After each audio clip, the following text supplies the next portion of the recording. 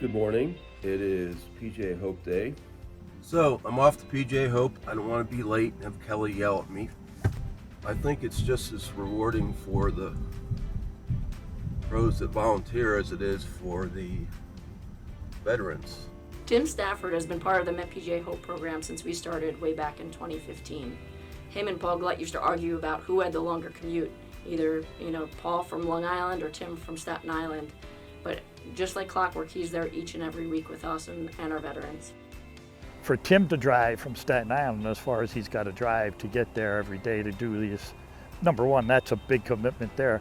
And two, he's away from the job at that period of time too. So that's could be income in terms of teaching and giving lessons, or the club is very gracious in allowing him to do it, but still, he's going to spend an hour or more on the road going to Spook Rock or West Point, and he's going to spend an hour or more on the road going back. To me, that's a marvelous commitment.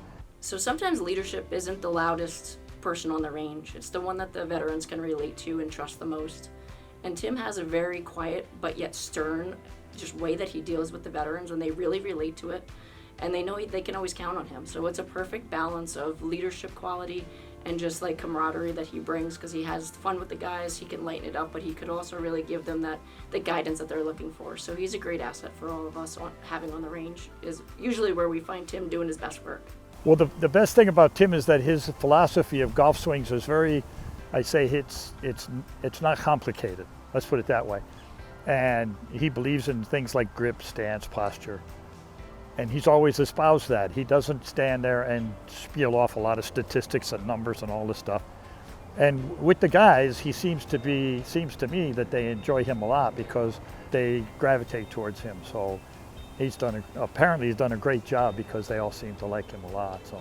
But I think for young professionals here in the Met section, we always try to encourage them to be involved with the section. And Tim had every single reason in the book, being on his own island, literally on Staten Island, not to be involved with the section. But yet he comes to tournaments, he comes to PGA Hope every week, he teaches underprivileged kids in our PSIL program, he comes to meetings, he comes to education. Tim is the poster child of what the Met PGA professionals should strive to be. He's been a PGA member for a long time. His dad was a PGA member, and Tim's very knowledgeable about the golf swing, so he's a good guy to have there. Many people don't know that Tim Stafford just completed his 20th season as head professional at Louderneck Golf Club in Staten Island, and he's also a quarter-century member of the Met PGA.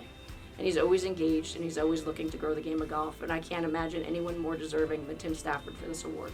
When he works with the guys, he's very committed to them, and he'll spend extra time. If a guy wants to stay a few minutes later when everybody else is having lunch, Tim's more than willing to stand in there and help him out and get him on the right track. So. Yeah, there's nobody who deserves the award more than Tim, that's for sure. He's done a lot in the last 10 years for PGA Hope.